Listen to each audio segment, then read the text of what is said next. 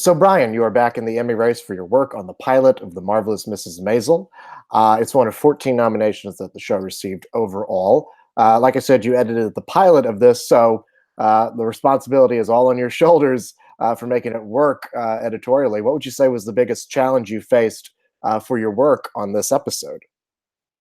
Well, Amy and Dan have a very strong sensibility, sense of style, sense of musicality.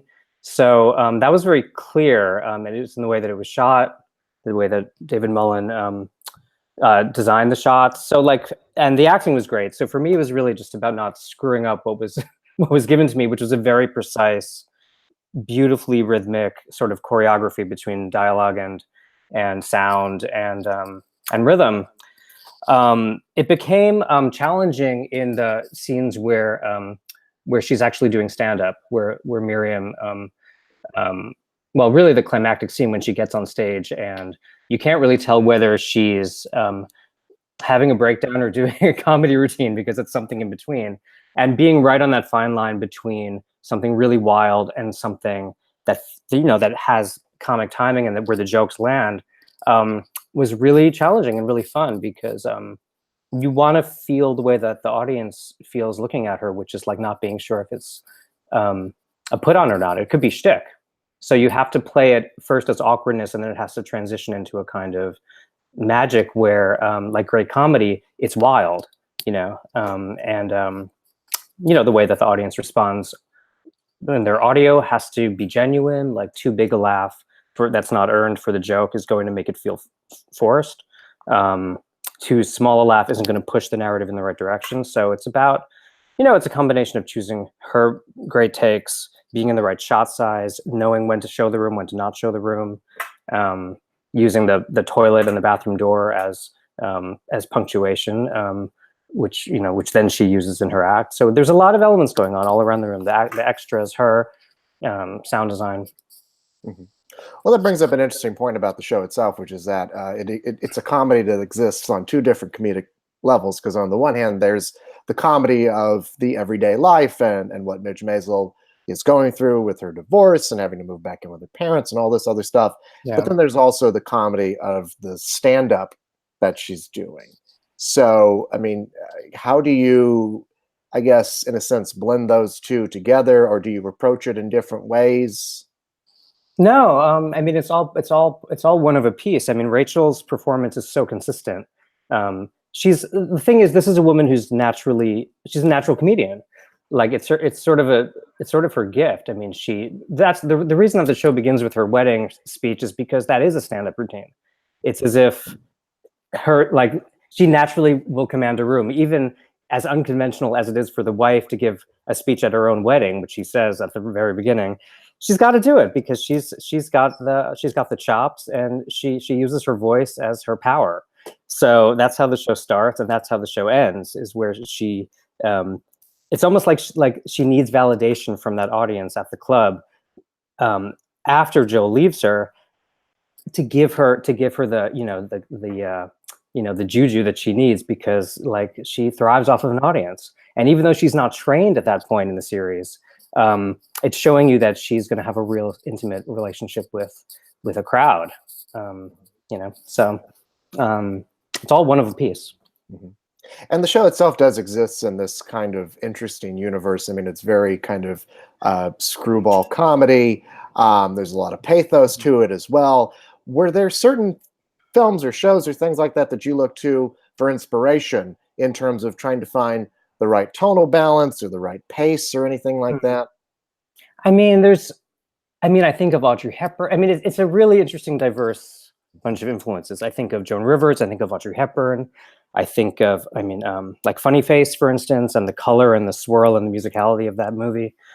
I think of Lenny, the Bob Fosse movie, because, Lenny Bruce is a character in the show, but also it's an incredible stand-up movie that really shows you the rawness and the immediacy of a stand-up routine when it works, and how awkwardness and being uncomfortable is part of great comedy, because you want to push an audience past their limit, which is what Lenny did, and what, in our fictional world, what Lenny does do with Midge on a personal level.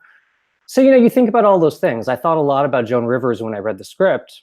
And in fact, when I went in for my interview, I mentioned the incredible documentary Joan Rivers: A Piece of Work, because I was reminded how comedy.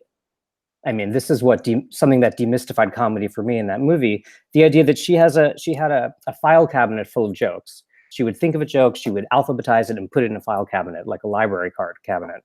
And to me, that was so interesting and inspiring to think that this woman, Joan, obviously had a gift, but she also worked very hard and was incredibly organized. And when I read the script, I thought about Midge in that way, because she's a planner, and she does everything perfectly. She says it. She makes brisket perfectly. She plans her wedding perfectly. Her hair is perfect, and she has a love for it and a gift. But it's also the product of an incredible amount of organization. She runs her household. It's like, I mean, I feel like it's a feminist piece because it's showing how much work goes into the invisible work of running a household. That appealed to me. So I brought that up in my interview. I'm like, it reminds me of that file cabinet of Joan Rivers, where to be great, you have to work really hard and make it seem invisible. And I like the fact that we're not sort of resting on the idea of stand-up comedy as just something that you do because you're talented. No, it works. I mean, you can see later in the series how hard she has to work not to fall into a pattern where she's lazy about her material. She has to work and figure out timing and figure out, is there a better way to write a joke? And I love that we get deep into the process of the art form. I think that makes the show really special. It's like every detail is very finely observed, including the work, I guess that's something you could say about editing as well. You work really hard to make it seem invisible, because I mean, that's something I hear from editors all the time, is that, their good work is invisible, Good work is invisible, it's true. But it also can be like less invisible. I mean, I feel like our show is very rhythmic and has a wonderful synchronicity between movement and, for instance, and camera movement and people movement. She's walking down the street and her footsteps are in sync with the song in the opening sequence. And I love that stuff, because even though in real life that probably doesn't happen. I mean, it does if you're listening to music. I mean, it's a slightly heightened version of the world where things click, where things are in sync, and that's where it has a certain Hollywood kind of inspiration. And it's delightful, but there's also a lot of sadness and a lot of rawness in the material too. And I think that balance is kind of a great palette of the tones that we're trying to do in the show. Well, to that point, I mean, was there ever moments where you had to kind of dial back on the comedy a bit because of the realness of a particular moment, or, maybe you dialed back on the rawness of something in order to amplify the comedy? In subtle ways, sure. I mean, like when Joel leaves her, we're going really, really quickly in that scene, even though it's a very upsetting moment for Midge. But she's sort of in denial. As Joel says, he's leaving, and she's making quips and she's making jokes. But then at a certain point, he's like, he makes it clear that he's leaving. What's the line? It's like something like Joel is, what's something that you never thought you'd be? And she says, married, which is it's hilarious, but it's also a moment when clearly she's on to the fact that this is for real. And at that point, as an editor, you have to say, I'm not going to I'm not going to jam up the next series of lines against that. I'm going to let it breathe a little bit, because you have to know that that's a pivot point in the scene. And editing is about finding those moments where you stop and open things up, and that pattern creates meaning through rhythm. Mm-hmm. Working with the Palladinos, can you talk a bit about what that collaboration was like? They're hilarious, first and foremost. It did not, I know this is a cliche, but it did not feel like work, because they entertain me, and maybe I entertain them. I'm not sure, but it felt like a collaboration where you want to hear what they say, because they give you so much juice into what maybe what was the inspiration for the choices that you made. Like, we'd sit in the room and we would crack ourselves up. Pilots are fast, so they're over before you know it, and I miss it because it went too fast. We jammed a lot of work into a very short number of weeks, and I count them as very close friends because once you go through that kind of war, no, I don't want to use a war analogy, but it is sort of like this. You're cramming to get so much done against the clock, and if you're lucky, you come out with something that actually works and has something that you're proud of, and it bonds you. So I love hanging out with them because I feel like we've made something pretty special. Now, you are a previous Emmy winner for your work on the film Taking Chance. What did that recognition mean for you? It was gigantic for me.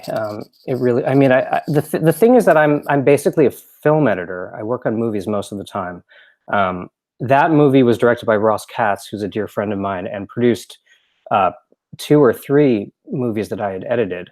And Taking Chance is an HBO film, and we when you make a TV movie, you make it no differently than you make a movie.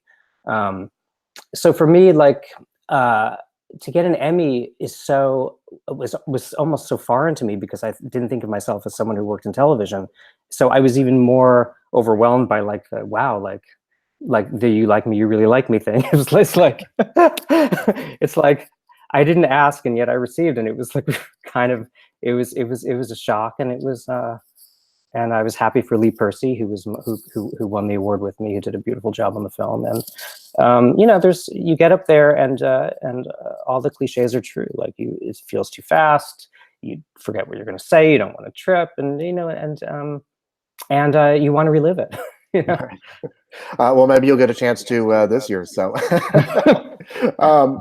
Brian, thank you so much. Congratulations on your work. Thanks. Pleasure talking to you. Same here. Have a good one.